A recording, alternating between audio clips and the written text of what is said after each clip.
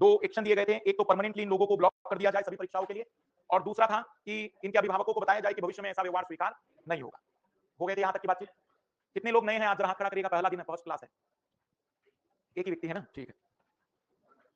आइए लिखिएगा फिर इसी में दूसरा प्रश्न, statement and course of action में हम बातचीत कर रहे हैं अभी।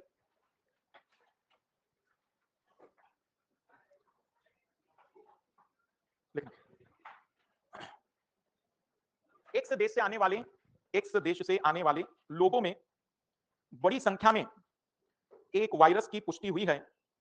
एक्स देश से आने वाले लोगों में बड़ी संख्या में वायरस की पुष्टि हुई है।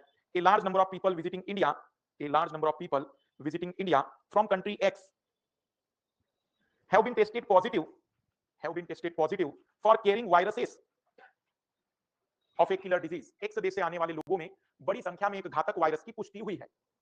देखो, जब मैं 2014 में प्रश्न पढ़ाता था ना, तो उस समय इस प्रश्न को समझाना पड़ता था कि भाई वायरस की पुष्टि हुई है, मतलब मेरी बात समझ रहे हैं आप। लेकिन अब कोरोना के बाद ये सवाल मेरे लिए बहुत सरल हो गया, क्योंकि अब आप लोगों ने अनुभव किया है। मतलब जब मैं इसके कोर्स ऑफ एक्शन के आंसर भी देता था कि ऐसा करना चाहिए, तो बच्चे कहते थे ऐसा करने की क्या जरूरत है, क्योंकि उन्हें यकीन नहीं होता था कि ऐसा भी किलर कोई वायरस होता होगा। लेकिन अब 2020-21 के बाद अब ये सवाल बहुत कॉमन हो गया है कि क्या कोर्स ऑफ एक्शन लेना चाहिए। कार्यवाही पहली, the government of India should immediately put a complete ban. Bharat सरकार के द्वारा तत्काल, the government of India should immediately put a complete ban on people coming to India from country X. Bharat सरकार के द्वारा तत्काल एक्स देश से आने वाले सभी व्यक्तियों पर पूर्ण प्रतिबंध लगा देना चाहिए।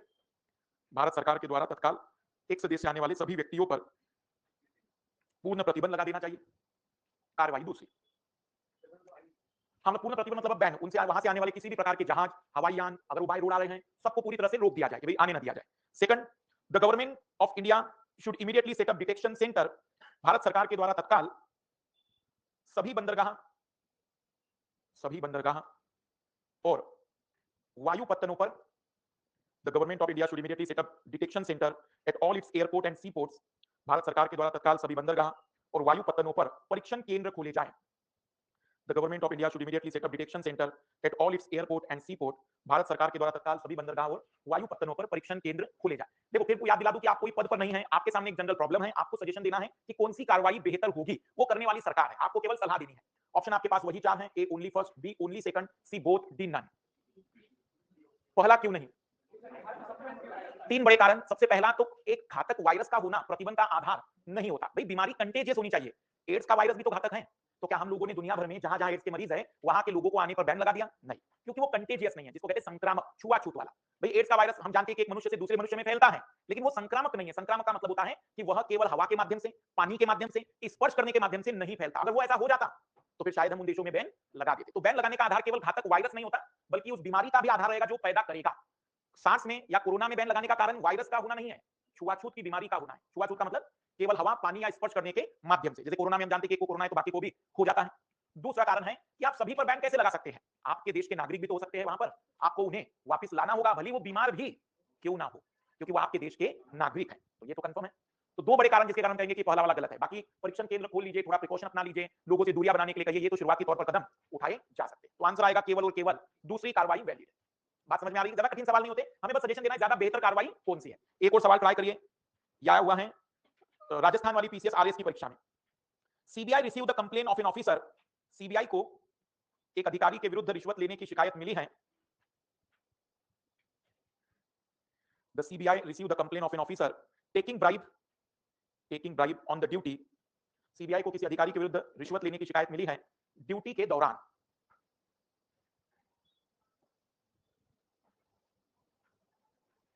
कोर्स ऑफ एक्शन फर्स्ट, कार्यवाही पहली, CBI should try to catch the officer red handed. CBI को उस अधिकारी को रंगे हाथों पकड़ना चाहिए। सीबीआई ने उस अधिकारी को रंगे हाथों पकड़ना चाहिए। CBI should try to catch the officer red handed and take a strict action against him. और फिर उसके खिलाफ कठोर कार्रवाई करनी चाहिए। सीबीआई को उस अधिकारी के खिलाफ, उस अधिकारी को रंगे हाथों पकड़ना चाहिए और फिर कठोर कार्रवाई करनी चाहिए। Course of action second, CBI ने कुछ और शिकायतों का इंतजार करना चाहिए।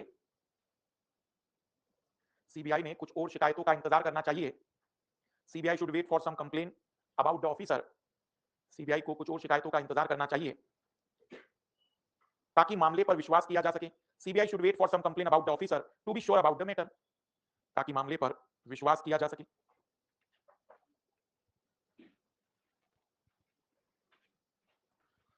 बताएं, केवल पहला कितने लोगों का है? ओनली फर्स्ट, ओनली सेकंड, दोनों कार्रवाइयां सही है, कोई नहीं। मुझे बताएं, जो लोग दूसरा कह रहे हैं कि मामले पर यकीन हो सके, मतलब वो तब तक रिश्वत लेता रहेगा, मौका दे रहे। दूसरी बात, हम कौन सा उस पर एक्शन लेने जा रहे हैं? हमने क्या लिखवाया पहले में? सीबीआई ने उसे रंगे हाथों पकड़ने का प्रयास करना चाहिए। मतलब अगर वो लेता होगा तो पकड़ा जाएगा, अगर नहीं लेता होगा तो कोई कार्रवाई थोड़ी कर दी हम लोगों ने डायरेक्ट। हाँ, लेकिन ये तो पूरी तरह से मूर्खता है कि हम इंतजार करेंगे, वेट करेंगे तो चीजें उतना बेटर नहीं हो पाएगी। तो ज्यादा जरूरी है कि आप इंतजार मत करिए। हमें मान के चलते कि हमारा सिस्टम बहुत आइडियल है, अच्छा है, एक शिकायत पर भी कार्रवाई हो जाती है, तो इस टाइप की अगर चीजें हो तो ज्यादा बेटर हो पाएगी। हाँ बिल्कुल बिल्कुल, इसको करिए। हाँ बिल्कुल करवाइए, क्योंकि कई बच्चे वो कमेंट्स कर रहे हैं परेशान करके। ऑनलाइन वाले विद्यार्थी दुखी हो जाते हैं, वो कहते हैं कि पैसा सर ने बर्बाद कर दिया। मैं क्या करूं, मेरे कौन सी जेब में पैसे आ रहे हैं, मैं पढ़ा रहा हूं, प्लेटफॉर्म पर हूं मैं, और उनके माध्यम से आप तक पहुंचा जाता है।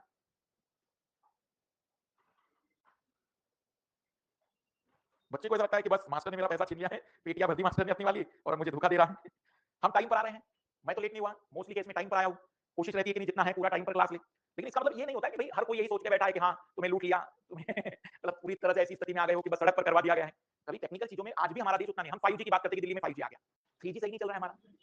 हम अरे 4G तो बहुत दूर की बात है, 4G की स्पीड मतलब 100 एमबीपीएस से 1 जीबीपीएस। मुझे बता दो किसी के मोबाइल में 4G की स्पीड 100 एमबीपीएस हो तो अभी इस समय। तो 3G चल रहा है हमारा, वही बड़ी बात है। और मतलब फिर भी अनअकैडमी ने बहुत अच्छा ये जो है ना, ये लीज लाइन है। लीज लाइन आप में से कई लोगों को नहीं पता होगा, जैसे आप लोग कहते हैं 1000 रुपए का वाईफाई, ये आज भी 60-70 रुपए महीने की लाइन होती है, 60-70,000। एक सेपरेट लाइन आती है जो बकायदा स्टेशन, मतलब जहां पर पूरा का पूरा इंटरनेट है उससे जुड़ा होता है, ताकि इंटरनेट में कोई डिसकंटिन्यूटी ना रहे। मैं तो सस्ते में करना हो तो बड़े मुश्किल से 1000 रुपए में तो आजकल बढ़िया प्लान आ जाते हैं, 1000-2000 के 2-3 इंटरनेट ले लो। बट एक लीज लाइन लेना आज भी बहुत कॉस्टली पड़ जाता है। ऐप में डाउनलोड कैसे, कौन से ऐप में डाउनलोड मिल रहा है ऑप्शन मुझे बता दो दुनिया भर में।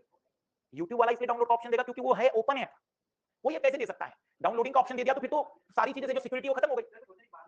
हाँ मतलब ऑब्वियसली ये क्या सोच रहे हैं, डाउनलोड हो जाता, मैंने फॉरवर्ड किया होता, देख लो मधुकर सर का। नहीं उसी में रहेगा। और याद रखिए कि वो भी ऐसा ना सोचे, कुछ लोगों ने मुझसे सवाल किया सर मेरा 6 महीने का है, मैंने पूरे डाउनलोड करके रख लिया, अब एक बार खत्म हो जाएगा सब्सक्रिप्शन फिर मैं एक देख लूंगा, देख लूंगी। मैंने कहा लाली जैसी सब्सक्रिप्शन खत्म तो डाउनलोड भी खत्म। तो कोई भी कंपनी सिक्योरिटी के साथ आगे बढ़ेगी ना, ऑब्वियसली डिजिटल जैसी जगह पर अभी 5-4 दिन पहले की बातचीत है, आपको पता होगा अनिल कपूर साहब ने केस जीता है, वो डीप फेक केस, जिसमें उन्हीं की आवाज को आर्टिफिशियल इंटेलिजेंस का यूज करके दिखाया गया था। तो आने वाले टाइम में डीप फेक एआई बहुत भयानक लेकर आने वाली चीज है। मतलब हो सकता है कि किसी भी वीडियो में कहीं पर भी मेरी आवाज, मेरा चेहरा प्रॉपर यूज कर लिया जाए और पूरी तरह से बदनाम करवा दिया जाए, बाद में पता चलेगा कि चीजें और बिगड़ जाती है। और लाल लाली तो ऐसे होते मैंने देखे हैं। एक आयु सीरियस हुआ था पता है ना बीच में, मैंने एक वीडियो बनाया था तुक्का लगाने वाला। कौन है सच बता दो, कौन है इस दुनिया का ऐसा महारथी जो एग्जाम में जाने से पहले साम दाम दंड भेद नहीं अपनाता? भाई जितना पढ़ा है वो तो अपनी जगह है, पर अगर 2 क्वेश्चन एक्स्ट्रा मिल जाए कोई बुरा है क्या? तो हमने उस पर लॉजिकल चीजें, आज से 2 साल 3 साल पहले वीडियो बनाया था, तो उसमें महोदय ने आर यू सीरियस लिखा था, जिसमें मैं बता रहा हूं कि माइनस मार्किंग कितनी होगी और तुक्के कहां लगाए जा सकते हैं। इसका बकायदा मैथमेटिकल प्रूफ होता है। महोदय ने खींचा चीजों को, ट्विटर पे तो चीजें बहुत जल्दी खींच जाती। तो मेरे कुछ विद्यार्थी जो 2013-14 में मुझसे पढ़े हैं, उनके भी कमेंट्स मैंने देखे, क्योंकि मेरे पास तो खबर आई रही। तो उसमें लिखा हुआ था कि हमारे गुरुजी तो बहुत अच्छे थे, पर अब किसको पता आज की दुनिया में कई पैसों के पीछे तो नहीं पड़ गए। मुझे तब अनुभव हुआ कि बताओ वो लाल वो लाली जानते हैं कि अपना मास्टर ईमानदारी से चीजें करता है, आज भी उसी पर चल रहा है। पर आप पहले केवल 30 सेकंड का वीडियो देख लिया, आपने देखा कि वो वीडियो यूट्यूब का अभी तक का सबसे लंबा वीडियो था तुक्कों पर। तुक्के की मुझे तो तुक्के पर कोई बात कितनी कर सकता है, 5 मिनट 10 मिनट, लगभग 2 सवा 2 घंटे बोला हूं मैं उसमें। ये कोई साधारण काम होगा क्या? ये मतलब अपने आप में पीएचडी है। सवा 2 घंटे एक व्यक्ति केवल किस पर बात कर रहा है? हाँ, तो मेरा कहना भी आप वाली वीडियो देखते हैं, 30 सेकंड के वीडियो सवा 2 घंटे बात अगर कोई मास्टर कर रहा है तो कोई तो लॉजिक होगा कि सवा 2 घंटे व्यक्ति टाइम पास कर रहा होगा कि यार देखो इसका बी आएगा, इसका सी आएगा, कुछ तो लॉजिक बोला होगा। सवा 2 घंटे इससे लंबा वीडियो तुक्कों पर पूरे यूट्यूब पर नहीं था। फाइनली अनअकैडमी ने उसको प्राइवेट करा दिया। नुकसान 2022 के बच्चों का बहुत हुआ, वो कैसा वो वीडियो चाहिए, मैं क्या वो वीडियो गया। 23 में तो दुनिया ही बदल गई। तो 23 में तो स्थिति और बेहतर कर दी गई कि भैया तुक्के ही ना लगाए जा सके, तुक्के तो निकाल देंगे। मैं इस बार भी निकलवा दूंगा ट्रिक्स, रिसर्च करनी होती है बस कि क्या उत्तर है। हाँ, नहीं पर वही देखो, कोई भी व्यक्ति, जैसे हमारे जमाने में जब मैं क्लास 8-9 में था ना, तो एक मीटर आया था, इलेक्ट्रिक मीटर। उसके बारे में एक दावा किया गया था कि इस मीटर के साथ छेड़छाड़ नहीं हो सकती और बिजली का बिल हरेक का बिल्कुल ईमानदारी से आएगा। जब मैं शायद 8-9 या 6-7 में था, आप समय उस समय शायद 2-3-4 क्लास में होंगे, तो उस समय खबरें आई थी हमारे पास। तो मुझे बताओ सरकार कितनी बार दिमाग लगाएगी? हम कितनी बार लगाएंगे? प्रतिदिन हम उसे तब तक देख रहे हैं, तब तक उसको छेड़छाड़ ना करवा दें। लोगों ने रिमोट बना दिए थे, रिमोट उसको बिना टच किए उसका मैग्नेट रोक दिया जाता था, लेजर मैग्नेट बनाए गए थे। तो सरकार हो या कोई भी हो, प्रश्न बनाने वाला कितना दिमाग लगाए? तुम पेपर एक बार बना रहे हो, हम प्रतिदिन बना रहे हैं।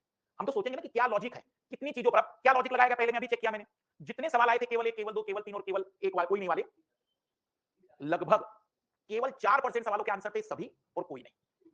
48% सवालों के आंसर थे 2 और 37% के आंसर थे ओनली फर्स्ट। कहने का अभिप्राय बस इतना सा है, ठीक है, एंड में करवा दीजिएगा, चल जाएगा। चल, तो उम्मीद है कि सारी चीजें बेटर हो जाएगी उसके अकॉर्डिंग। तो लास्ट में बनाएंगे, तोड़ेंगे तो सही। लॉक मतलब ऐसी कोई चीज है नहीं जो यूपीएससी क्वेश्चन बनाए और उसका कोई लॉजिक ना है। वहां तो आराम से रिस्क लिया जा सकेगा कि 2 ऑप्शन तो कंफर्म है, हटा दो, बचे 2 बी और सी। हाँ, ये कुछ लोगों ने कह दिया कि यूपीएससी वाले मधुकर सर की क्लास को ही देखते हैं उसके अकॉर्डिंग क्वेश्चन बनाते हैं। ऐसा नहीं है भाई, एक बहुत बड़ी संस्था है, इतना बड़ा वर्क है उसके पास, उसको इतना टाइम कैसे मिल जाएगा? हाँ, ये वो कोशिश करते हैं। इस बार का पेपर जो बनाया गया नो डाउट नंबर सिस्टम को केवल हाइलाइट किया गया। तो जितना मैं अनुमान लगा रहा हूँ, वो किसी टीचर को तो नहीं देख रहे, लेकिन गलती से किसी ऐसे टीचर के पास जरूर पहुंच गए हैं, जिसको केवल क्वांटम कैट की वो किताब याद रह गई, जो उसने अपने जमाने में पढ़ी होगी। और इस बार सवाल उसी में से आ गए। तो उससे कोई घबराना नहीं, वो तो अगली बार चेंज होना ही है, क्योंकि इस बार तो मेंस काफी अच्छा रहा है। मेंस को देखकर तो एक भरोसा जग गया है कि नहीं अब वो पुराने ट्रैक पर। अगर मेंस वैसा हो जाता जो दर्दनाक था, तो एक बार सोच सकते थे, लेकिन मुझे मेंस तो बहुत सुखदायी लगा है। उम्मीद है कि अब सीएपीएफ के पेपर होने वाले हैं, सीडीएस के उसके पेपर भी मैं देखूंगा, तो आइडिया लग जाता है, क्योंकि पेपर टीम बनाने वाली एक ही व्यक्ति होते हैं, 7-8 लोग, तो आइडिया लग जाएगा पेपर का पैटर्न क्या चल रहा है। आइए वापस लौटते हैं, अब थोड़ा सा स्ट्रक कम हो जाएगा, लेकिन टीम ने कहा है कि अभी एक 10 मिनट का काम बचा है तो हो जाएगा, ऑनलाइन वाले विद्यार्थी घबराए नहीं। बताइए क्या प्रश्न लिखा था हम लोगों ने? सीबीआई वाला। तो इस टाइप के सवाल इसमें बनते हैं, यूपीएससी में प्रश्न नहीं आ रहे हैं, पर फिर भी इसलिए करवाए क्योंकि पीसीएस की भी तैयारी आप करोगे तो छोड़िए नहीं, अच्छे सवाल होते हैं। क्लियर है ये बातें? आइए अब हम शुरुआत कर रहे हैं सबसे कठिन टॉपिक, सिलोजिज्म। सबसे कठिन, सबसे बड़ा टॉपिक सिलोजिज्म। बिल्कुल जीरो से शुरुआत करूंगा मैं, ये मानते हुए कि आज पहली बार ही पता चला कि ये भी कोई टॉपिक होता है। इसे कुछ किताबों में लॉजिक के नाम से भी दिया जाता है, मतलब इसका दूसरा नाम है लॉजिक। हिंदी में इसको न्याय वाक्य या न्याय निगमन कहा जाता है।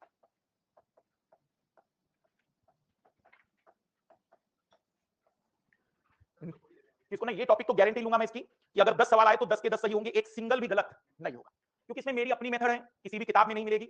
हम जिस मेथड को फॉलो करेंगे उसको स्ट्रिक्टली आपको फॉलो करना है। इस मेथड के बाद यदि किसी प्रश्न में किसी भी सवाल का जवाब आपका गलत हुआ, तो उसके दो ही कारण हो सकते हैं, या तो उत्तर गलत दिया गया होगा या फिर आपने गलत तरीके से उसे हल किया होगा, बाकी कोई तीसरा रीजन नहीं होगा।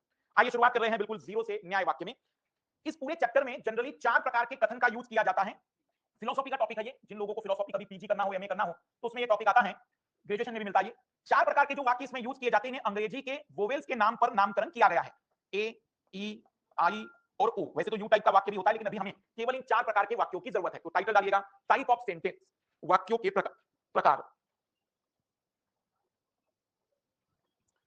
टाइप ऑफ सेंटेंस, वाक्यों के प्रकार। पहला लिखेंगे ए प्रकार का वाक्य, ए टाइप सेंटेंस, ए प्रकार का वाक्य लिखना। It is also called universal affirmative sentence, इसे सार्वभौमिक सकारात्मक वाक्य भी कहते हैं।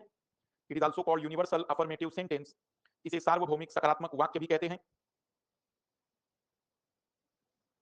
जैसे ऑल पेन्स आर पेंसिल, सभी पेन पेंसिल हैं, all pens are pencil. All Indians are great, सभी भारतीय महान हैं। मतलब ऐसे वाक्य जहां पर हम ऑल वर्ड यूज करेंगे, पर वो केवल पॉजिटिव रूप में, all pens are pencil, all Indians are great, all greats are fool, all tigers are loyal, ऐसे कोई भी वाक्य आ जाए, आप इसको इस चैप्टर में किस नाम से जानेंगे? ए टाइप के वाक्यों से। दूसरा लिखेंगे ई प्रकार का वाक्य, ई टाइप सेंटेंस, ई प्रकार का वाक्य, E type sentence. It is also called universal negative sentence, इसे सार्वभौमिक नकारात्मक वाक्य भी कहा जाता है। यूनिवर्सल निगेटिव सेंटेंस, इसे सार्वभौमिक नकारात्मक वाक्य भी कहा जाता है। यूनिवर्सल निगेटिव सेंटेंस जैसे नो पेन इज पेंसिल, कोई पेन पेंसिल नहीं है। नो इंडियन इज ग्रेट, कोई भारतीय महान नहीं है। भावुक मत होइएगा, एक उदाहरण है, आजकल चीजें बड़ी खतरनाक चल रही है, समझाने का रेफरेंस कहीं और ही चला जाता है। नो इंडियंस, नो इंडियंस, अगर इंडियंस लिखेंगे तो आर ग्रेट लिखना, नो इंडियन इज ग्रेट लिखना, कोई भारतीय महान नहीं है। नो ग्रेट इज फुल, मतलब समझ गए ना, जहां पर नो वाला शब्द होगा वो सबको मना करेगा, हम उसे कहेंगे कि वो कैसा सेंटेंस है? ई टाइप का। फिर लिखना ए ई के बाद आई टाइप सेंटेंस, आई प्रकार का वाक्य, आई प्रकार का वाक्य। It is also called particular affirmative sentence, विशिष्ट सकारात्मक वाक्य। पर्टिकुलर अफर्मेटिव सेंटेंस, विशिष्ट सकारात्मक वाक्य। ये ऐसा सेंटेंस होगा जो ना तो सबको हाँ कहेगा, ना सबको ना, बल्कि वो कुछ लोगों को हाँ कहेगा। For example, some pens are pencil, कुछ पेन पेंसिल हैं। सम पेन्स आर पेंसिल, कुछ पेन पेंसिल हैं। अभी हम नहीं, पॉजिटिव में ही आएगा ये। सम इंडियंस आर ग्रेट, कुछ भारतीय महान हैं। सिंपली जहां पर सम वाला वाक्य पॉजिटिव रूप में आ रहा है। फिर लिखेंगे चौथा ए ई आई के बाद ओ प्रकार का वाक्य, ओ टाइप सेंटेंस, ओ प्रकार का वाक्य, O type sentence. It is also called particular negative sentence, इसे विशिष्ट नकारात्मक वाक्य भी कहते हैं। It is also called particular negative sentence, इसे विशिष्ट नकारात्मक वाक्य भी कहते हैं। विशिष्ट नकारात्मक वाक्य भी कहते हैं। It is also called particular negative sentence. जैसे सम पेन्स आर नॉट पेंसिल, कुछ पेन पेंसिल नहीं है। Some pens are not pencil, कुछ पेन पेंसिल नहीं है। सम इंडियंस आर नॉट फूल, कुछ भारतीय मूर्ख नहीं है। कुछ भारतीय मूर्ख नहीं है। मैं चौथा वाला टाइप एक्सप्लेन कर रहा हूं पुनः क्योंकि स्टक हो गया था। चौथा वो प्रकार का वाक्य जिसे हम कहते हैं पर्टिकुलर नेगेटिव सेंटेंस, विशिष्ट नकारात्मक वाक्य। यह ऐसा वाक्य होगा जहां वो कुछ लोगों को नहीं कहता है, जैसे कुछ पेन पेंसिल नहीं है, कुछ भारतीय मूर्ख नहीं है, कुछ भारतीय महान नहीं है, जहां कुछ को मना करेंगे। कई लोगों को लगता है कि तीसरा और चौथा सेंटेंस एक ही है, तो मैं बता दूं कि सिलोजिज्म या फिलोसॉफी में हर सेंटेंस बिल्कुल इंडिविजुअली अपना महत्व रखता है। तीसरा और चौथा पूरी तरह से अलग अलग है। अभी मैं कुछ चित्र की सहायता से उसे समझाने की कोशिश भी करूंगा। तो पहले तो इतनी बात सभी को क्लियर है, कितने टाइप के सेंटेंस हैं? 4। सभी को हां ए, सभी को ना, कुछ को हां और कुछ को ना। यहां तक कोई दिक्कत? जनरली इस प्रकार के सेंटेंस को सॉल्व करने के लिए 3 मेथड प्रचलित है। एक तो इसकी ओरिजिनल मेथड जिसको फिलोसॉफिकल मेथड कहते हैं, जिसमें कई सारे रूल्स हमें याद रखने पड़ते हैं। ये मेथड बहुत अच्छा मेथड है, लेकिन स्टूडेंट्स इसको प्रेफर नहीं करते क्योंकि उन्हें थोड़ा सा कठिनाई जाती है इसमें। एक सेकंड मेथड आया है मार्केट में 50 और 100% वाला। मेथड काफी अच्छा है, जल्दी उत्तर दे देता है, लेकिन जैसे ही 5 सेंटेंस 4 सेंटेंस या यूपीएससी के लेवल के सवाल आते हैं तो मेथड फिर सरेंडर कर देता है। तीसरा मेथड है वेन डायग्राम वाला मेथड। तो हम इसको प्रेफर इसलिए करते हैं क्योंकि सब जगह लग जाता है। कोई भी टाइप का क्वेश्चन हो, वेन डायग्राम से हम उत्तर निकाल देते हैं। तो टाइटल डालेंगे वेन डायग्राम, वेन चित्र। वेन डायग्राम अगर कोई पूछे कि वेन डायग्राम किसे कहते हैं, कुछ नहीं, कोई पूछेगा मतलब यूपीएससी पर अड़ोस पड़ोसी अभी भी परेशान करेंगे। तो कोई भी बंद संरचना को वेन डायग्राम कहते हैं, कोई भी, मतलब बस कंडीशन क्या है? बंद होना चाहिए। वो रेगुलर हो, इरेगुलर हो, ये सब वेन डायग्राम ही कहलाते हैं। बस शर्त ये होती है कि वो कैसे होनी चाहिए? बंद होनी चाहिए। तो हम इसके लिए वेन डायग्राम मेथड का यूज करेंगे। तो पहले हम ये सीखते हैं कि किसी भी कथन को कैसे हम किसी वेन डायग्राम में बदलेंगे। दैट मींस किसी स्टेटमेंट का डायग्राम कैसे बनेगा। तो टाइटल डालेंगे पहला ए टाइप सेंटेंस, ए प्रकार के वाक्य के लिए। फॉर ए टाइप सेंटेंस क्या सीख रहे हैं हम? ए प्रकार के वाक्य के लिए वेन डायग्राम कैसे बनाएंगे। ए टाइप के सेंटेंस का नाम क्या है? यूनिवर्सल अफर्मेटिव, सार्वभौमिक सकारात्मक। एग्जांपल पर आते हैं सीधा। अभी हमने एग्जांपल देखा ऑल पेन्स आर पेंसिल। तो जब भी ऐसा कोई स्टेटमेंट आएगा जिसमें ऑल पेन्स आर पेंसिल, अब हिंदी आप कर लेंगे ना इसका, सभी पेन पेंसिल है, ऐसी जगह पर जो भी पहले आता है उसका डायग्राम छोटा बनाएंगे और जो बाद में आएगा उसका डायग्राम बड़ा बनाएंगे। आप देख सकते हैं पूरे पेन पेंसिल के अंदर है, मतलब पेंसिल हुई। इसको ऐसे समझिए कि ये पूरा मकान पिताजी का है, इसमें एक कमरा हमारा है। जब पूरा मकान ही पिताजी का है, कमरा भी पिताजी का ही। इसलिए ऐसी जगह पर हमेशा ही पहला चित्र छोटा बनाएंगे, पहले वाले का, बाद वाले का दूसरा बड़ा रहेगा। लेकिन क्या इसके लिए ये चित्र बनाया जा सकता है ऑल पेन्स आर पेंसिल के लिए? ये पेन और ठीक उसी पर ओवरलैप करता हुआ, क्या ठीक उस पर ओवरलैप करता हुआ ये चित्र बनाया जा सकता है? क्या वो सही होगा उसके लिए? तो मेरी बात ध्यान से सुनना है। आप जिस पहले चित्र को सही मान रहे हैं उसमें भी कई गलतियां हैं, पर क्योंकि वो पहली बार आपकी लाइफ में आ गया तो आपने उसी को सच मान लिया था। मैंने तो कहा था कि सभी पेन पेंसिल है। क्या इस चित्र में सभी पेन पेंसिल नहीं है? सभी पेन पेंसिल है ना। मेरी कथन की बात इस चित्र में एग्जैक्टली सही हो रही है कि नहीं? भाई हो सकता है कहने वाले का मतलब है कि वो बिल्कुल बराबरी में थे और इसलिए उसने वर्ड यूज किया सभी पेन पेंसिल है। तो जितना चित्र पहला वाला सही है उतना ही चित्र दूसरा भी सही है। अभी आप ये मत दिमाग में लगाइए कि सब हम कौन सा माने। आपको दोनों ही चित्र निकालने पड़ेंगे, तभी सही कंक्लूजन पर आप पहुंच पाएंगे।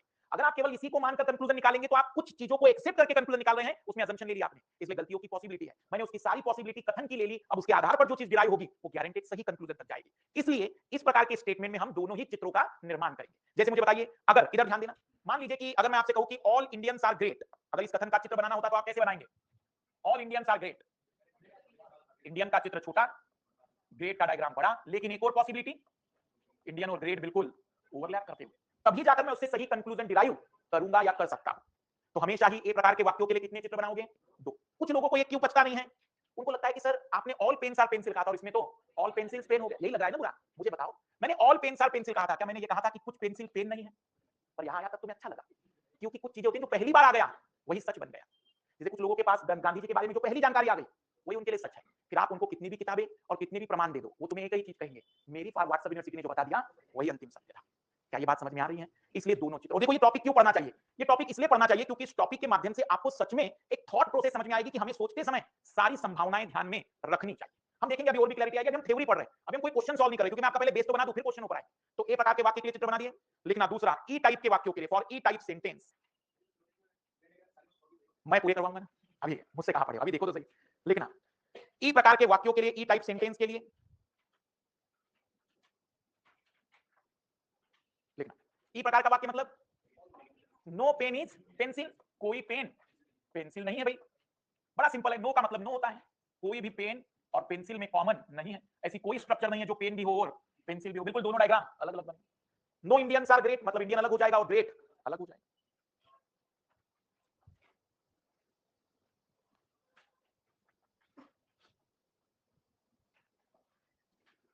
क्लियर है बातें? इसमें तो कोई दिक्कत ही नहीं है। लिखना थर्ड, ए ई के बाद आई प्रकार का वाक्य, और आई प्रकार का वाक्य सम पेन्स आर पेंसिल। ये सम पेन, आप ये मत सोचना सर आप पेन को ही पेंसिल क्यों बना रहे हैं, एक उदाहरण के रूप में। सेंटेंस बदलते जाएंगे तो चीजें कंफ्यूजन में आ जाएगी, एक ही सेंटेंस को लेकर हम अलग अलग टाइप को समझ रहे हैं। तो सम पेन्स आर पेंसिल, कुछ पेन पेंसिल है। ये पेन और पेन का कुछ भाग पेंसिल है। Some pens are pencil, some pens are pencil. हाँ आधे नारे में सब बता देता हूं, इसको चलने दो अभी तो फिलहाल।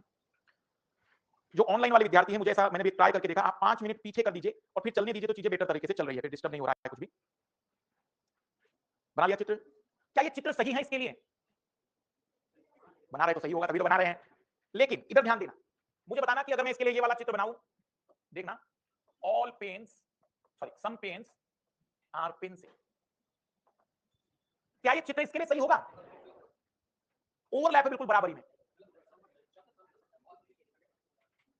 दूसरा चित्र ज्यादा सही है इसके लिए। देखना 20-22 वर्षों का इतिहास बदल रहा है, पचने में थोड़ी कठिनाई जाएगी, लेकिन अब जो मैं बता रहा हूं वही तुम्हारी जिंदगी का ज्यादा सच है। ध्यान से सुनेंगे। मैंने आपको बोला कि कुछ पेन क्या है, बस इतना ही कहा ना मैंने। तो आपने कहा देखिए सर पहले चित्र में कुछ पेन पेंसिल है, आपने कहा वैसे ही हुआ। और मैंने ये कहा कि आपको किसने बताया कि कुछ पेन पेंसिल नहीं है? मैंने बचे हुए के बारे में आपके सामने कोई विचार नहीं रखा था। आपको कैसे पता चला कि बचा हुआ था ही नहीं? मुझे बचे हुए के बारे में कोई जानकारी नहीं है। हाँ मुझे कुछ की गारंटी है, पर बचे हुए की कोई जानकारी नहीं है। तब बचे हुए के बारे में आपके दिमाग में दो थॉट है, या तो बचे हुए का रिलेशन नहीं होगा जैसे पहले में हुए, पर हो सकता है ना कि बचे हुए का भी रिलेशन हो और आपको पता चले कि वो बचा हुआ भी उससे जुड़ा हुआ था। अगर वो बचा हुआ भी उससे जुड़ा हुआ था तो ये रिंग अंदर जाती जाएगी और सबसे अधिकतम इतना हो सकता था कि पूरा पेन पेंसिल हो सकता था। जब पूरा पेन पेंसिल बन गया तो उसमें कुछ पेन पेंसिल तो भाई, सभी कक्षा के बच्चे होशियार हैं। मैंने दो को खड़ा किया, क्या कहोगे? कुछ को खड़ा किया, हो गए ना अपने आप। जब सभी है तो कुछ तो होंगे, घबराइए नहीं, यही सच है। चौथा टाइप में और क्लैरिटी आएगी, लेकिन मैं पुनः याद दिला दूं, जब भी आपके सामने ये तीसरे टाइप का कथन आएगा तो केवल एक चित्र नहीं बनेगा, उसके साथ ये चित्र भी बनाया जाएगा, क्योंकि अगर मैं इसी चित्र को लेकर अपने निष्कर्ष निकाल रहा हूं तो ये दावा हो गया कि ये बचा हुआ भी नहीं था, और ये निष्कर्ष तो है ही नहीं इसका। मैं आपको एक उदाहरण दे रहा हूं, आइए मैं उदाहरण दे रहा हूं तो और क्लैरिटी आ जाएगी। मैंने कहा कुछ आम पीले हैं, ठीक है, इसका निष्कर्ष अगर कोई कहे कि अच्छा इसका मतलब कुछ आम पीले नहीं है, ये तुम्हारी धारणा है, मैंने नहीं कहा। हो सकता है बचे हुए आम पीले की जगह पर काले और पीले दोनों टाइप के हो, मैंने तो कुछ नहीं कहा बचे हुए के बारे में। मैंने कहा कुछ सरकार की योजनाएं कल्याणकारी योजनाएं हैं, तो क्या इसका मतलब मैंने ये कहा कि बची हुई सरकार की योजनाएं वेलफेयर वाली स्कीम नहीं है? मैंने ऐसा, ये तुम सोच रहे हो, तुमने अपनी जिंदगी के 20 साल इसी झूठ में निकाल दिए। तुम्हें कोई कहता कि कुछ लोग अच्छे होते हैं तो तुम इमीडिएट सोच लेते थे अच्छा बचे हुए लोग, उसने नहीं कहा, ये तुमने सोचा है। हमारा सिलोजिज्म कहता है जो कहा बस उतना सच, उसके बाद सारी पॉसिबिलिटीज, उसके बाद की सारी चीजों को आप लो ना, असम्पशन लो, लेकिन एक तरफा क्यों ले रहे हो? दो तरफा लो, मल्टी तरफा लो। भाई जितनी पॉसिबिलिटी वो लो ना। आप एक ही चीज को अगर सच मान बैठे हो तो ये तुम्हारे अंदर रूढ़िवादिता लेकर आ जाएगा। मैंने कहा कि कुछ भारतीय अमीर है, तो क्या मैंने बचे हुए भारतीयों को अमीर होने से रोक दिया? मुझे नहीं पता, बचे हुए भारतीय अमीर हो भी सकते हैं। आप सब सोचिए, आप पॉसिबिलिटीज बता दीजिए, लेकिन अगर आप केवल यही मानकर रिजल्ट निकाल रहे कि अच्छा फिर बचे हुए भारतीय अमीर नहीं है, तो ये आपका असम्पशन था जो आपको रूढ़िवादिता की ओर ले जाएगा, संकीर्ण मानसिकता और परिणाम भयानक निकलेगा। क्या मेरी बात समझ में आ रही है? सिलोजिज्म की दुनिया में जो कथन में केवल वही सच, उसके बाद की सारी बातें पॉसिबिलिटी। इसलिए जितना चित्र ये सही है उतना ही चित्र ये भी सही है। आज इसके पहले आप में से कई लोग जब इसको हल करते थे ना तो यही चित्र बनाते थे, और इसलिए 10 में से कभी 5 कभी 6 सही होते थे। मैंने 10 की गारंटी ली है, कुछ तो नया लोग दूंगा मैं कि हाँ ऐसी कोई चीज जो इसके पहले आपने सोची नहीं थी। चौथे टाइप में और क्लैरिटी आएगी, चौथे के बाद मुझसे डाउट पूछना। लिखो फॉर AEI के बाद ओ टाइप सेंटेंस, जिसमें कुछ को हम मना करते हैं, जैसे सम पेन्स आर नॉट पेंसिल, कुछ पेन पेंसिल नहीं है, कुछ पेन पेंसिल नहीं है।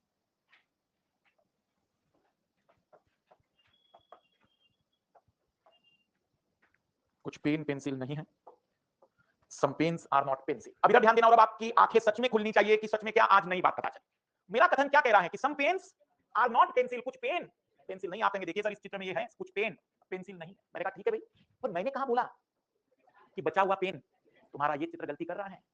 उसने बचे हुए पेन को गारंटेड पेंसिल मान लिया, जबकि मैंने तो ऐसा बोला ही। क्या ये कहीं से कहां तक निष्कर्ष निकाला जा सकता है कि कुछ विद्यार्थी यूपीएससी में चयनित नहीं होते तो इसका मतलब बचे हुए गारंटेड हो जाते हैं? आपने तो निकाल दिया, लेकिन इस चित्र के आधार पर। इसलिए मैंने कहा ये चित्र पूरी तरह से सही नहीं है। हो सकता है कि अगर कुछ मना कर रहे हैं तो बचा हुआ पेन पेंसिल हो, लेकिन जितना बचा हुए की पॉसिबिलिटी पेंसिल बनने की है उतनी ही पॉसिबिलिटी बचे हुए के पेंसिल न बनने की भी है। और हो सकता है कि दोनों एक दूसरे से पूरी तरह अलग हो। अगर दोनों अलग है और कोई रिलेशन नहीं है तो इसका मतलब जब कोई है ही नहीं तो कुछ नहीं, ये बात तो सही होगी। कोई लड़का लड़की नहीं है, कुछ लड़के लड़की नहीं है, सही है ना? जब कोई नहीं है तो कुछ नहीं वाली बात तो गारंटेड होगी। क्या आप मेरी बात समझ पा रहे हैं? अब आपके दिमाग के दरवाजों में कुछ चेंजेस। पहले अभी तक आपको 2 मिनट पहले कोई बोल देता कि कुछ लोग अच्छे नहीं होते, तो आप कहते कि अच्छा अब हमें नहीं पता बचे हुए लोगों के बारे में। हाँ, लेकिन गारंटी कि कुछ लोग अच्छे नहीं होते। बचे हुए क्या होते हैं हमें नहीं पता। बचे हुए लोग कवि हो सकते हैं, बचे हुए लोग संगीतकार हो सकते हैं, बचे हुए लोग बुरे हो सकते हैं, बचे हुए लोग कुछ भी हो सकते हैं, लेकिन हमें उसके बारे में कोई जानकारी नहीं है। सिंपली मैंने अभी आपको केवल 4 बातें ऐसी सिखाई कि जहां पर भी ऑल जैसा स्टेटमेंट आएगा वहां ये 2 डायग्राम बनेंगे, तभी सही निष्कर्ष पर पहुंचेंगे। जहां पर नो जैसा आएगा वहां पर ये अलग-अलग हो जाएंगे। जहां सम वाला आ जाएगा वहां पर ये 2 डायग्राम बनेंगे, और जहां पर सम आर नॉट वाला आएगा वहां पर ये 2 डायग्राम बनेंगे। हम ये दावा कर सकते हैं कि कहीं पर भी कोई दिक्कत इसके अलावा नहीं आएगी, अगर ये चित्र आप समझ गए। बना लिया इन लोगों इन चारों चित्रों को। आइए अब हम देखते हैं निष्कर्ष कैसे निकाला जाता है, निष्कर्ष कैसे निकाला जा सकता है। अभी हम कोई प्रश्न हल नहीं कर रहे, अभी तो हम केवल अपना बेस स्ट्रांग कर रहे हैं।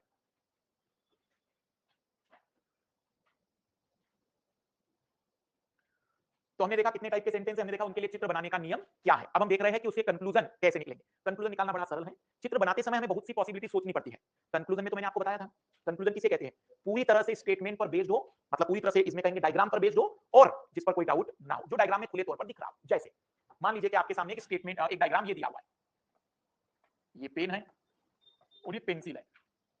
बताइए इस चित्र पर आधारित आप क्या क्या बातें कंक्लूजन के रूप में दावा कर सकते हैं, क्योंकि आपको सोचना कुछ नहीं है, जो दिख रहा है वो बोल देना है। सभी पेन पेंसिल है, पहला तो बिल्कुल सभी को दिख रहा है, ऑल पेन्स आर पेंसिल। और सम पेंसिल्स, कुछ पेंसिल पेन है, क्योंकि भाई इतना बड़ा पेंसिल में कुछ हिस्सा पेन का है, तो कुछ पेंसिल पेन की है। और ये लिख सकते हैं कि नहीं, सम पेंसिल आर नॉट पेन। क्यों? क्योंकि ये वाला जो हिस्सा है, ये वाला जो हिस्सा है वो पेन का नहीं है केवल, तो कुछ ऐसी पेंसिल है जिसका पेन से कोई लेना देना। क्या मैं इसे लिख सकता हूं, सम पेन्स आर पेंसिल? क्या मैं ये लिख सकता हूं? क्योंकि पूरा पेन, तो कुछ तो इतने निष्कर्ष। और कोई निष्कर्ष निकाल सकते हो तो बताइए हमें।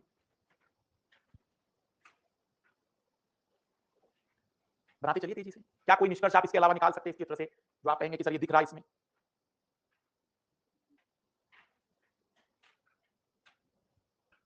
all pens are pencil, some pens are pencil, some pencils are pen, some pencils are not pen, some pens are pencil। सभी पेन पेंसिल है, कुछ पेंसिल पेन है, कुछ पेंसिल पेन नहीं है, कुछ पेन पेंसिल है।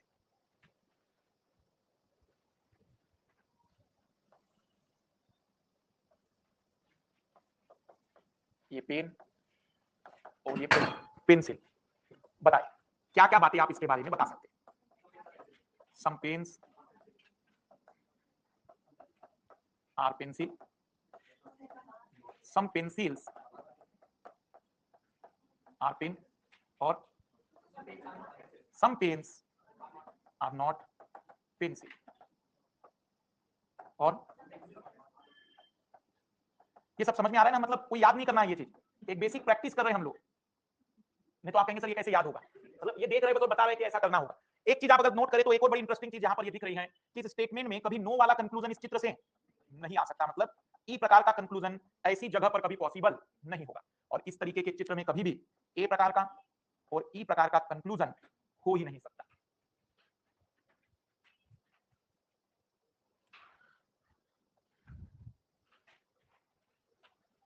जो ऑनलाइन वाले विद्यार्थी, थोड़ा सा 1 मिनट पीछे चलिए, कोई स्टक नहीं हो रहा है, मैंने अभी देखा।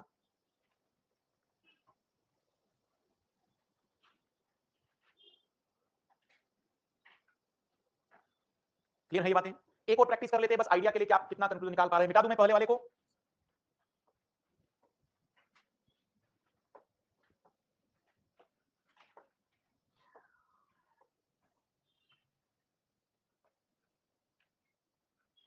मान लीजिए कि पेन और पेंसिल ओवरलैप है। बताएं क्या क्या कंक्लूजन अब आप निकाल सकते हैं? सभी पेन पेंसिल हैं, सभी पेंसिल पेन है, सम पेन्स, अगर सभी हैं कुछ तो some pens are pencil, some pencils. यहां पर क्या खासियत होगी, कभी कोई निगेटिव कंक्लूजन आ ही नहीं सकता। मतलब ई, क्या फिलोसॉफी में एक चीज समझ में आई, बुरा मत सोचो या फिर पॉजिटिव सोचो। अगर पॉजिटिव सोचोगे तो उसका कंक्लूजन पॉजिटिव ही होगा, कभी निगेटिव नहीं हो सकता। इस डायग्राम का कंक्लूजन कभी निगेटिव नहीं हो सकता।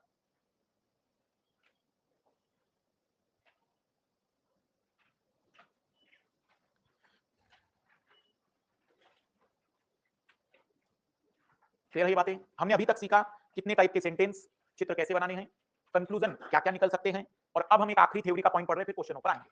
लिखना कॉम्प्लीमेंट्री पेयर, संपूरक जोड़ी। कॉम्प्लीमेंट्री पेयर, संपूरक जोड़ी, कॉम्प्लीमेंट्री पेयर। पहले तो ये शब्द ही समझ में आ जाए बड़ी बात है, क्योंकि यूपीएससी की तैयारी एक आखिरी तैयारी, इसके बाद कौन सी तैयारी करोगे, खत्म है फिर तैयारी। तो संपूरक और पूरक दो शब्द होते हैं, एक होता है कॉम्प्लीमेंट्री और एक होता है सप्लीमेंट्री। मान लो कक्षा 5 का बच्चा आपके पास है और जानता है आपके बारे में कि आप दुनिया की सबसे कठिन परीक्षाओं में यूपीएससी की प्रिपरेशन कर रहे हो, और आपके पास आकर पूछता है कि what is the difference between the complementary and supplementary. संपूरक और पूरक में क्या अंतर होता है? द अदर थिंग्स, ठीक है। और हाँ, और हाँ ठीक ठीक, मैं समझ रहा हूँ, भले अच्छे से नहीं समझ पाए। हाँ, ऊपर तक बराबर। और नहीं, एग्जाम्पल गलत हो गया, अलग से। और कॉम्प्लीमेंट्री, आइए ध्यान से समझिएगा कि सप्लीमेंट्री और कॉम्प्लीमेंट्री दोनों वर्ड, जैसे मैथमेटिक्स का अगर आप देखेंगे तो इसमें परिभाषा आती है कि दो एंगल का सम अगर 180 डिग्री है तो सप्लीमेंट्री, और अगर 90 डिग्री है तो कॉम्प्लीमेंट्री। वो मैथमेटिक्स के लिए। एक रियल लाइफ की अगर बात करें तो जहां पर भी दो चीजों का इंपॉर्टेंस बराबरी का होता है, if the both things are equally important, then this relation of this two things is called complementary relation. जहां एक के खत्म होने पर दूसरा भी खत्म हो जाता है। जैसे बाएं पैर और दाएं पैर का जूता, अगर आपका एक जूता बहुत बढ़िया है, नया का नया है, और दूसरे के टुकड़े हो गए हैं, क्या करोगे उस एक जूते का? उसका अस्तित्व भी, जहां दोनों का इंपॉर्टेंस बराबरी का हो, जहां दोनों चीज इक्वली महत्व रखते हो, वहां हम वर्ड यूज करेंगे कॉम्प्लीमेंट्री। और सप्लीमेंट्री का मतलब यहां कॉम्प्लीमेंट्री में both are 50-50% and make 100%, but in the supplementary one is more important than other.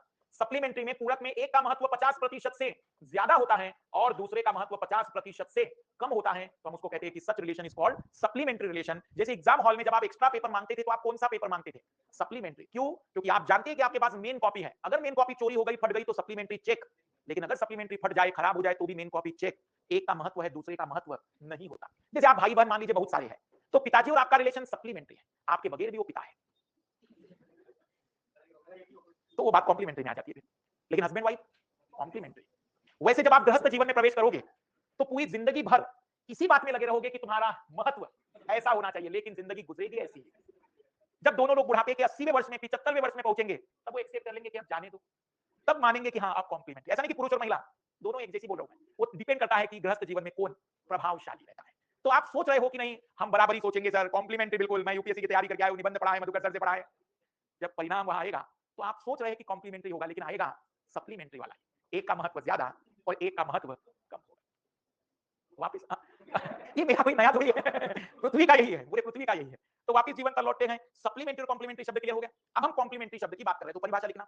Such two statement, ऐसे दो वाक्य, सच टू स्टेटमेंट, ऐसे दो वाक्य जो एक साथ सही नहीं हो सकते। Such two statement which are together not true, ऐसे वाक्य जो एक साथ सही नहीं हो सकते,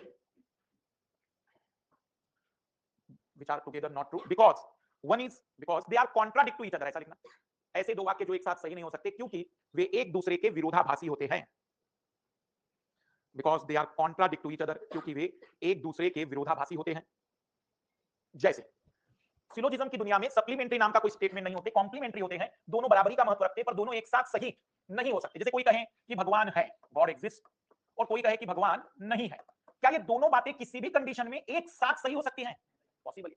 या तो भगवान है, अगर ये बात सही साबित हो गई तो दूसरी गलत है, अगर दूसरी सही साबित हुई तो हम कहेंगे कि ऐसे दो वाक्यों को हम सिलोजिज्म में क्या कहेंगे? कॉम्प्लीमेंट्री। हम ऐसे वाक्यों का आंसर देंगे कि इधर फर्स्ट और सेकंड, या तो पहला या दूसरा, हमें नहीं पता, क्योंकि उन दोनों में से गारंटेड कोई एक तो सही होगा। और ये दोनों वाक्य एक साथ कभी सही नहीं हो सकते, और कारण है क्योंकि दोनों एक दूसरे का क्या कर रहे हैं? विरोध कर रहे हैं। मुझे बताना क्या ये कॉम्प्लीमेंट्री होगा क्या? मोहन एक लड़का है, मोहन एक लड़की है। हाँ, यहां एक लाइन और लिख लेना। Such two statements which are together not true because they contradict each other, in which one is affirmative while other one is negative, जिसमें एक कथन सकारात्मक और दूसरा नकारात्मक होता है, जिसमें एक कथन सकारात्मक और दूसरा नकारात्मक होता है। बताइए, मोहन एक लड़का है, मोहन एक लड़की है, क्या ये कॉम्प्लीमेंट्री होगा क्या? कितने लोगों को लग रहा है कि इट इज ए कॉम्प्लीमेंट्री? क्यों कॉम्प्लीमेंट्री लग रहा है? अभी तो बताया मैंने, कॉम्प्लीमेंट्री में एक कथन सकारात्मक और दूसरा। सिलोजिज्म की दुनिया में मैं मोहन को एक साथ लड़का और लड़की दोनों साबित करवा दूंगा, लेकिन यहां कॉम्प्लीमेंट्री बन जाता अगर लिखा होता मोहन एक लड़का नहीं है। उसी बात को हां कहना और उसी बात को ना कहना, तभी जाकर ये बन पाएगा कि ये क्या है? कॉम्प्लीमेंट्री। क्लियर है? एक और उदाहरण दे रहा हूं। मैं संतुष्ट हूं, मैं आई एम सेटिस्फाइड, मैं असंतुष्ट हूं। क्या ये संपूरक है या नहीं? मैं संतुष्ट हूं और मैं असंतुष्ट हूं।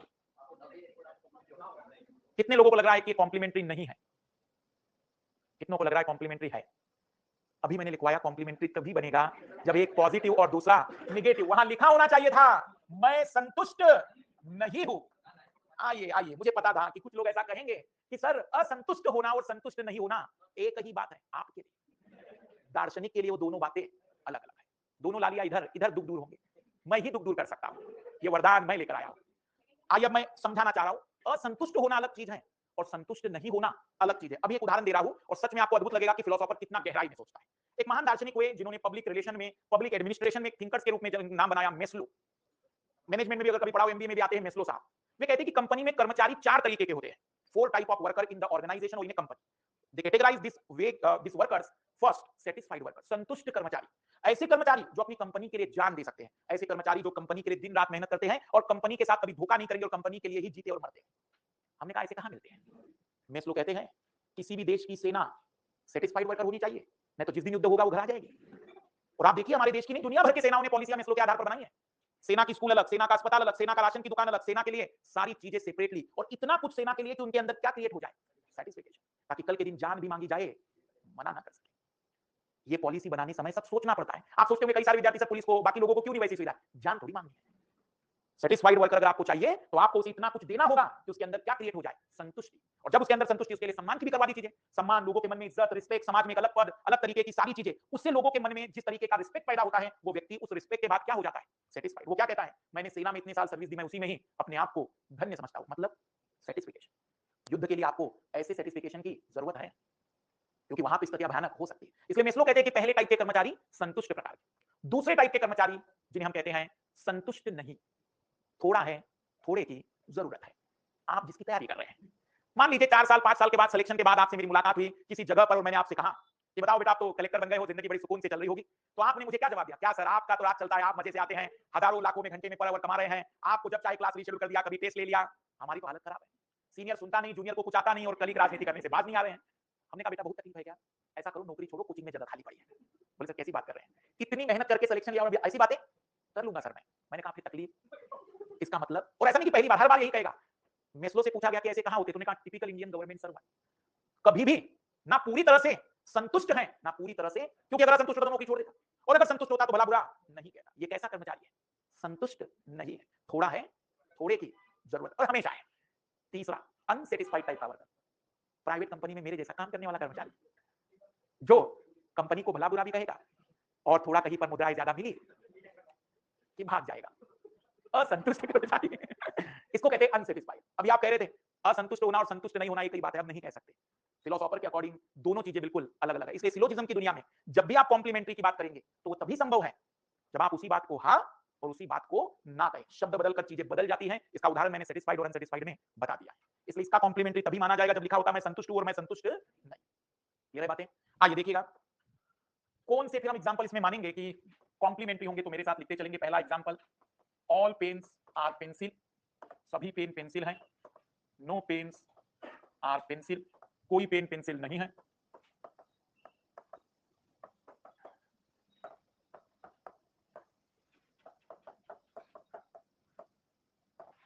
और तीसरा एग्जांपल, ये कॉम्प्लीमेंट्री होंगे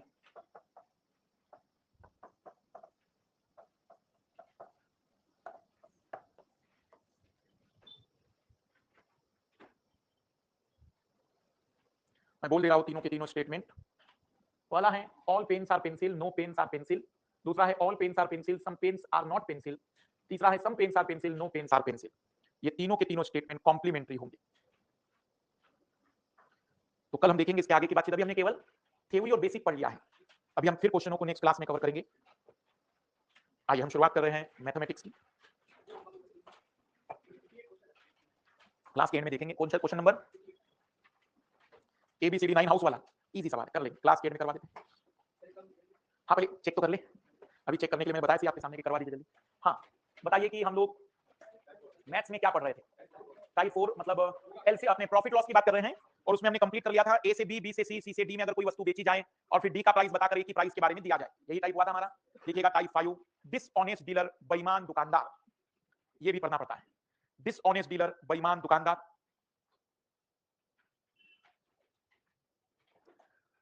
देखना डिसऑनेस्ट डीलर में देखो बेईमानी के भी दो तरीके होते हैं। एक बेईमानी जिसमें व्यक्ति खुद बोलेगा कि भाई साहब मैं जितने में खरीदता हूं उतने में ही बेच देता हूं, तो हमने कहा भाई घर जाओ आराम करो, इसका मतलब वो कमा रहा है तो केवल किससे? बेईमानी से, क्योंकि कोई व्यक्ति उतने में खरीदे उतने में बेचे तभी संभव है जब वो कुछ बेईमानी कर रहा होगा। और दूसरे मुखर्जी नगर जैसे महंगा भी बेचेंगे और बेईमानी भी करेंगे। कुछ जगह है, मतलब ऐसा नहीं कि यहाँ पर ही मुखर्जी नगर ही, कुछ जगह पर लोग ऐसे मिल जाते हैं, कम भी देंगे और बेईमानी के साथ मतलब महंगा भी देंगे। तो सबसे पहला लिखते हैं dishonest dealer when SP is equal to CP, SP बराबर सीपी।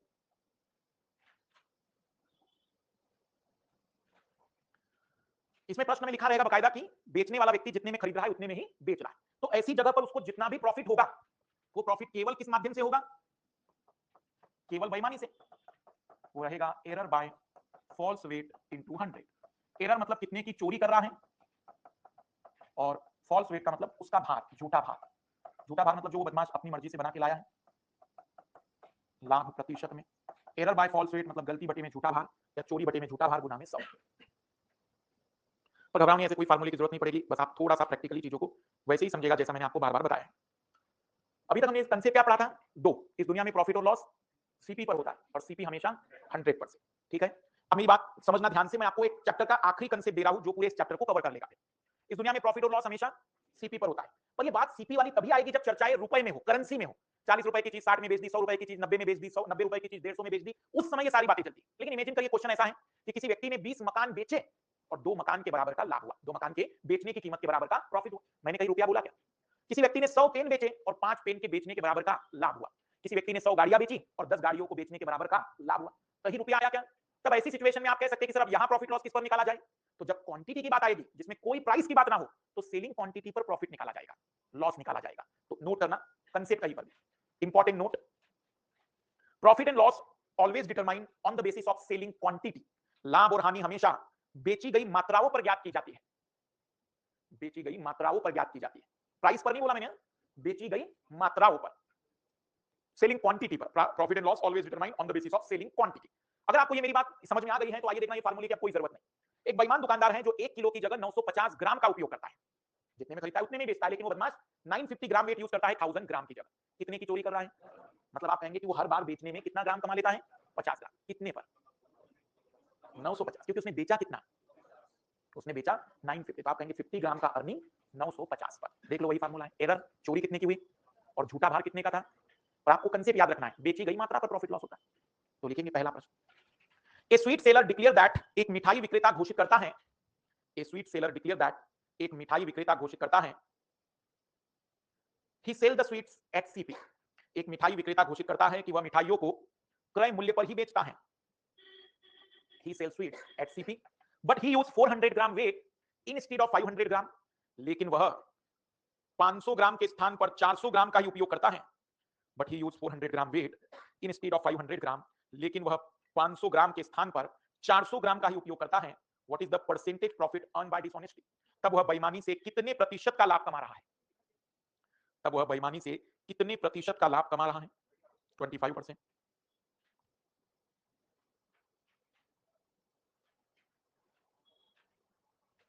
बताए कितने की चोरी कर रहा है आदमी?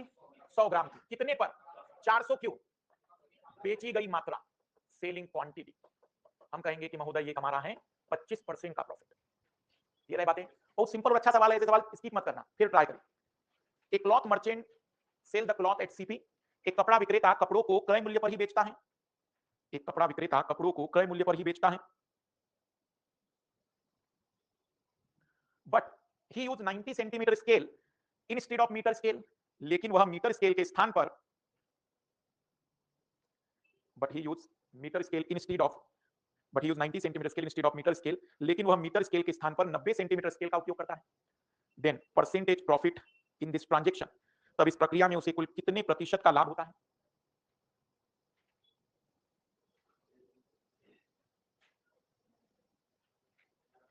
%11.11%। कितने की चोरी? 10 ग्राम सेंटीमीटर की। कितने पर? 90 क्यों? बेची गई मात्रा। 100/9, 11.11%। ठीक है, लेकिन यूपीएससी ने 2007 में खूबसूरत सवाल इसमें बनाया था। आइए जरा वो प्रश्न देखिए, 2007 में कैसा सवाल यूपीएससी ने पूछा था, लिखना। Left pan of a fully balance weight एक तराजू का बाया पलड़ा, लेफ्ट पैन, पैन समझते हैं पलड़ा, एक तराजू का बाया पलड़ा अपने दाएं पलड़े से 100 ग्राम भारी है। Left pan of a fully balanced weight is 100 gram more than its right pan. एक तराजू का बाया पलड़ा उसके दाएं पलड़े से 100 ग्राम भारी है। एक व्यक्ति ने अपने घर में एक ऐसा तराजू बनाया जिसका लेफ्ट पेन 100 ग्राम हेवी है राइट पेन से। लिखना फिर, shopkeeper while buying the goods keep the weight in left pan. एक दुकानदार वस्तुओं को खरीदते समय भार बाएं पलड़े में रखता है। एक दुकानदार वस्तुओं को खरीदते समय भार बाएं पलड़े में रखता है, अपना ही तराजू ले जाता है मतलब खरीदने के लिए, और भार किसमें रखता है? लेफ्ट वाले में। हाँ वो अलग चीज, लेकिन ये तो व्यापारी है, दुकानदार है, बहुत ज्यादा ही दिमाग लगा रहा है। तो अपना ही तराजू ले जाता है और भार बाएं पलड़े में रखता है। While selling the goods he keep the weight in right pan. लेकिन वस्तुओं को बेचते समय भार दाएं पलड़े में रखता है। लेकिन वस्तुओं को बेचते समय भार दाएं पलड़े में रखता है। लोगों को उल्टा बोलता है कि देखो मेरे जैसा ईमानदार कोई नहीं है, मैं दोनों जगह पर वेट इसलिए रखता हूं ताकि किसी को कोई शक ना हो। तो खरीदते समय वेट उसने रखा लेफ्ट में और बेचते समय वेट रखा है राइट में। He always use 1 kg weight, वो हमेशा 1 किलोग्राम भार का उपयोग करता है। He always use 1 kg weight, वो हमेशा 1 किलोग्राम भार का उपयोग करता है। And sell the goods at CP, और वस्तुओं को क्रय मूल्य पर ही बेचता है, और वस्तुओं को क्रय मूल्य पर ही बेचता है। Then what is the profit earn by dishonesty, तब बेईमानी से वो कितने प्रतिशत का लाभ कमा रहा है। जीवन इतना सरल होता तो पृथ्वी पर बुद्ध और स्टेज पर मास्टर अवतरित नहीं हुए होते। उसके द्वारा कुल कितने प्रतिशत का लाभ कमाया जा रहा है?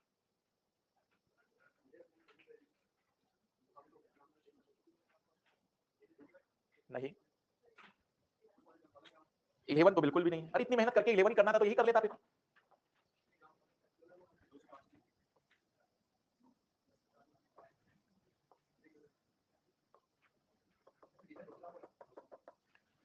मुझे बताओ इसमें जो लेफ्ट पेन है वो 100 ग्राम क्या है?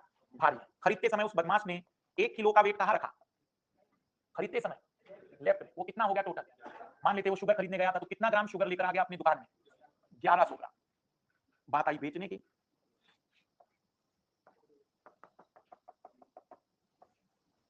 1 kg वेट इस बार कहां रखा? बैलेंस करने के लिए कितना शुगर डालना पड़ा होगा? केवल 900 ग्राम, क्योंकि 100 ग्राम तो वो हेवी था ही। कितने की चोरी हुई? कितने पर?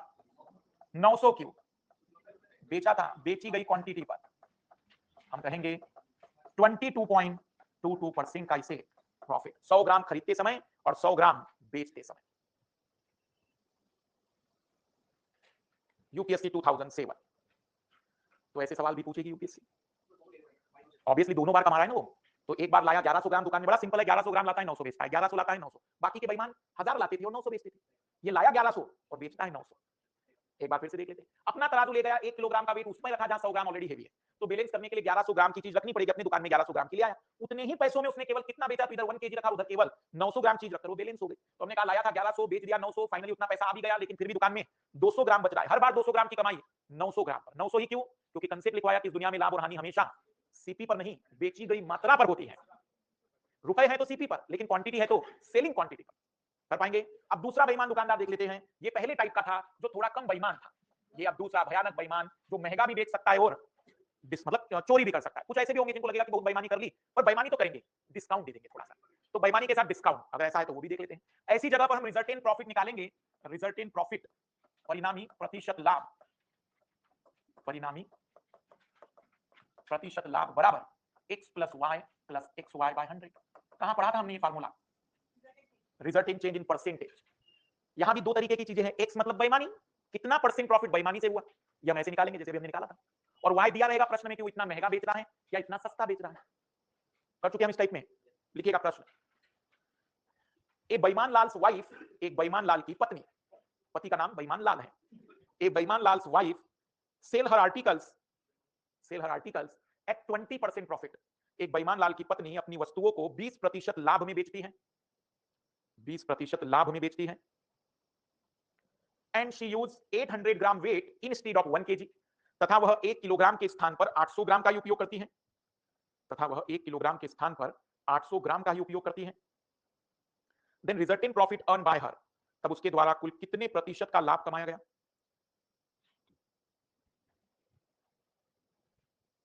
Then resultant profit earn by her, तब उसके द्वारा कुल कितने प्रतिशत का लाभ कमाया गया?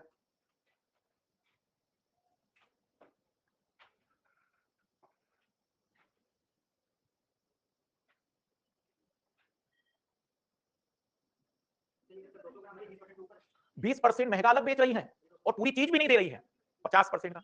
सबसे पहले तो इस महिला के द्वारा बेईमानी से कितना लाभ कमाया गया पहले वो निकालना पड़ेगा, क्योंकि हमारा फार्मूला है x plus Y plus X Y by 100। तो केवल बेईमानी करती तो भी कितना कमा लेती? 200 ग्राम। कितने पर? ये कैसे? अभी हमने देखा 800 ही बेच रही है, हम कहेंगे कि महोदय 25% का प्रॉफिट तो केवल बेईमानी का था, बट वो तो महंगा भी बेच रही है। तो 25% का प्रॉफिट बेईमानी का, महंगा बेचने का प्रॉफिट, और 25 गुना में 20,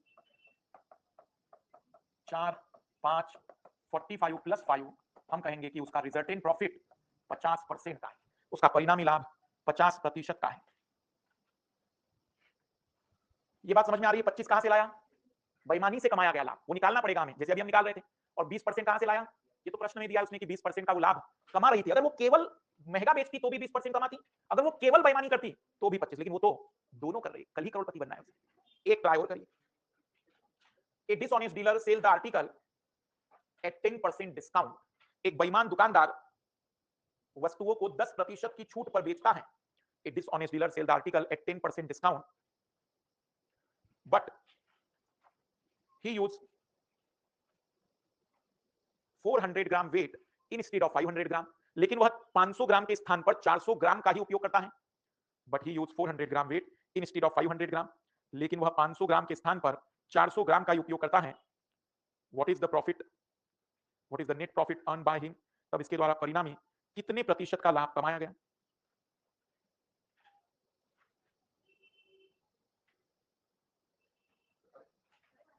12.5%।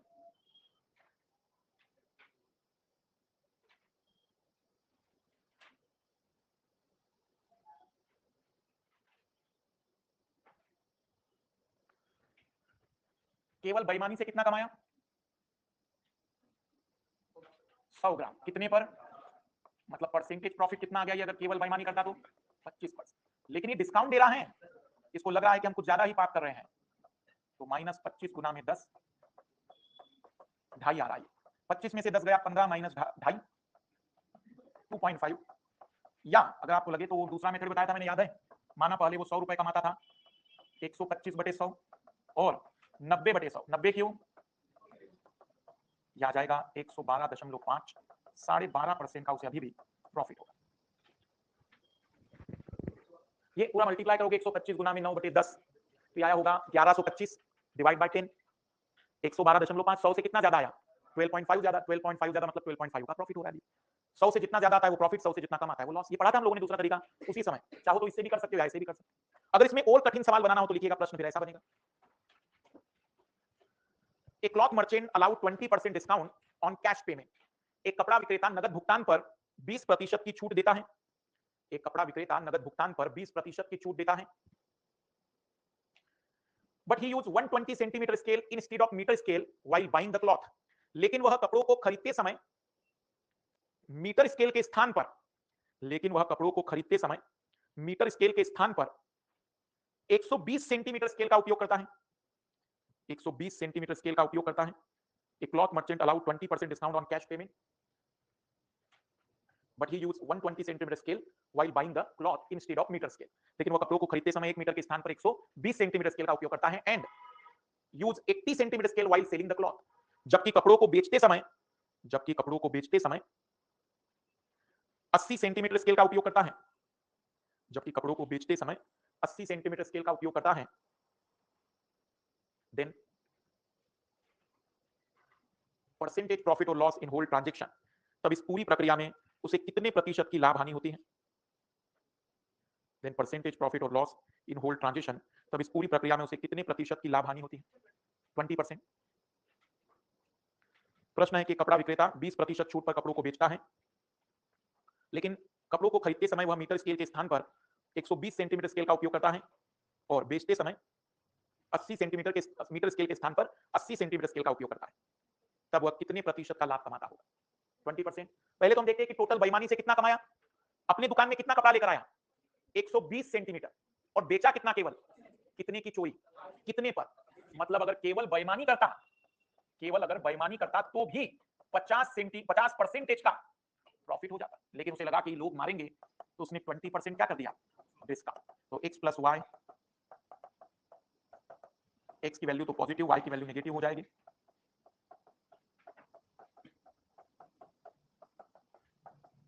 पचास में से 20 गए 30 माइनस 10, अभी भी उसको रिजल्टेंट कितना प्रॉफिट हो रहा है, 20% का उसे अभी भी लाभ हो रहा होगा, 20% का अभी भी वह प्रॉफिट कमा रहा होगा।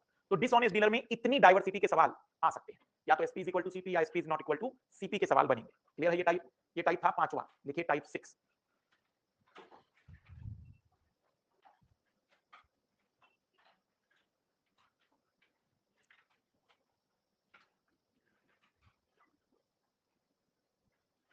लिखिएगा टाइप 6 में सक्सेसिव डिस्काउंट, लगातार छूट, सक्सेसिव डिस्काउंट लगातार छूट। अभी दिवाली आने वाली है, कई दुकानों पर ऐसे ऑफर आपको मिलेंगे जहां लिखा रहेगा 50% प्लस 50%। सक्सेसिव डिस्काउंट, लोग सोचेंगे कि बताओ दुकान में जाना है, सामान उठाना है और निकल आना है, तो ये सक्सेसिव डिस्काउंट है। तो डिस्काउंट कई लोगों को दुकान में समझ में नहीं आते हैं, थोड़ा आपके साथ ऐसा ना हो क्योंकि आप यूपीएससी के कैंडिडेट हैं, एक्सपीरियंट हैं। देखो दुकान पे लिखा होता है एक तो फ्लैट, मान लीजिए फ्लैट 50%, मतलब आप कोई भी आइटम उठाइए 50% डिस्काउंट है। फिर एक लिखा होता है अप टू 50%, मतलब एक दो आइटम होंगे जिस पर 50% है, बाकी पर 5 10 15 20 हो सकता है, अधिक हाँ मतलब अधिकतम 50 तक। हाँ नहीं वहां फ्लैट आ जाएगा, अप टू भी आते रहता है, लेकिन हम जिसकी बात कर रहे हैं वो क्या है, 50% प्लस 50%, मतलब दो डिस्काउंट मिलेंगे, पहला तो एमआरपी पर और दूसरा डिस्काउंटेड प्राइस पर। जैसे मान लीजिए कोई चीज 100 रुपए की थी, पहला डिस्काउंट कितना हो गया, अब 50 रुपए पर 50% का डिस्काउंट मिलेगा, मतलब अभी भी आपको कितने रुपए पे करने पड़ेंगे, तो इसको कहते हैं सक्सेसिव डिस्काउंट, लगातार छूट। आइए जरा देखते हैं कितने बुद्धिजीवी है कमरे में। अनअकैडमी ने डिस्काउंट ऑफर दिवाली में लाया 70% प्लस 30%, ठीक है, और 30% प्लस 70%, ठीक है। कौन सा डिस्काउंट यूज करें ताकि एक स्टूडेंट को कम फीस में एडमिशन मिल जाए, पहला कितने लोगों का और दूसरा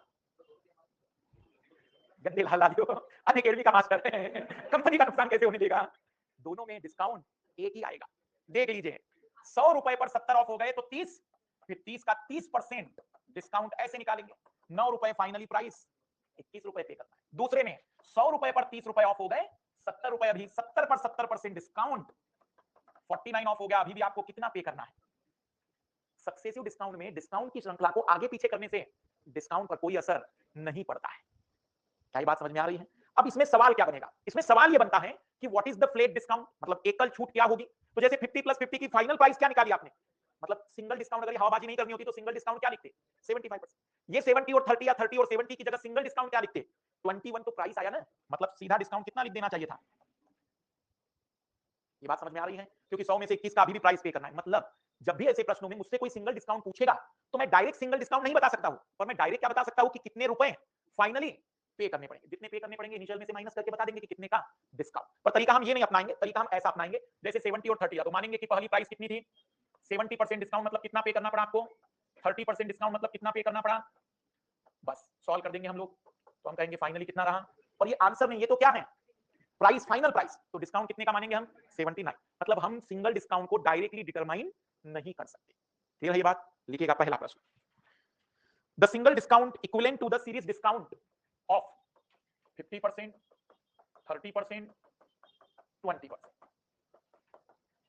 50%, 40%, 60%, 50%, 30%, 40%, तीनों ही सक्सेसिव डिस्काउंट के आपको क्या निकालने हैं, single discount.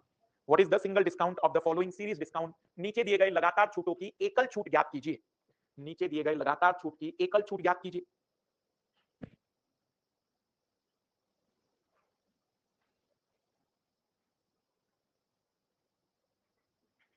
Fifty plus 30 plus 20, 50 plus 40 plus 60, 50 plus 30 plus 40,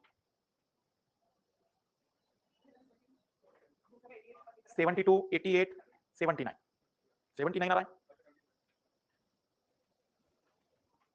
50 30 20, 50 40 60, 50 30 40।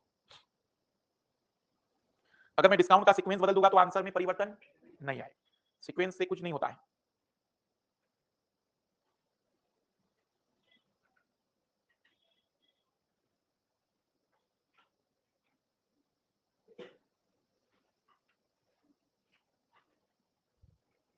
बताए पहले में क्या लिखेंगे हम लोग, पहले क्वेश्चन में माना इनिशियल प्राइस 100 थी, डिस्काउंट कितना मिला पहले, मतलब कितना प्राइस पे करना पड़ा 50%, फिर कितना डिस्काउंट मिल गया मतलब कितना प्राइस पे करना पड़ा, 70%। फिर कितना डिस्काउंट मिला, कितना प्राइस पे करना पड़ा, सॉल्व करते चले जाएंगे।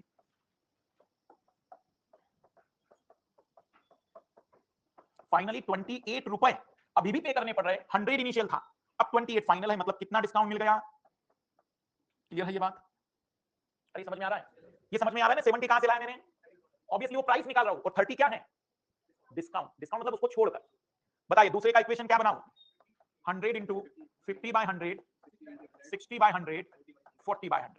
ये क्या निकाल रहे हैं हम लोग, फाइनल प्राइस, अंतिम कीमत। कब की कीमत, आफ्टर डिस्काउंट। 50 से सीधा 2 बार, मात्र 12 रुपए फाइनल प्राइस आया, मतलब 88% का ह्यूज डिस्काउंट। और तीसरे प्रश्न में इक्वेशन बताइए क्या लिखेंगे हम लोग, 100 इनिशियल मान रहे, अगर प्राइस दिया होगा तो वो मान लेना। फिर 100 into 50/100, 70/100, 60/100,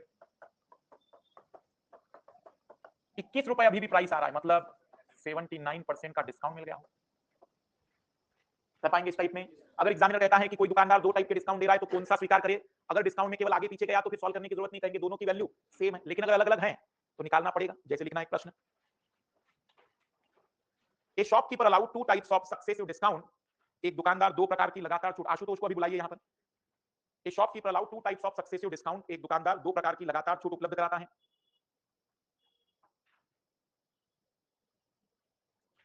any customer which one discount series select for better discount, तब कोई ग्राहक कौन सी छूट को चुने ताकि उसे बेहतर प्राइस मिल सके। बेहतर प्राइस का मतलब ग्राहक के लिए अच्छी कीमत कौन सी होती है, जो ज्यादा डिस्काउंट वाली होगी।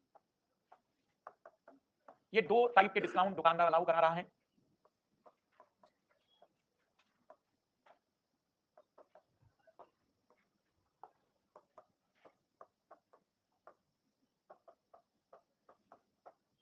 ये 2 प्रकार के डिस्काउंट अलाउ करा रहा है दुकानदार।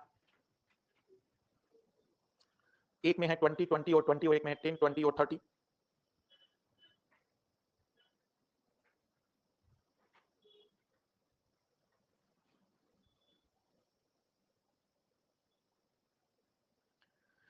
कौन सा डिस्काउंट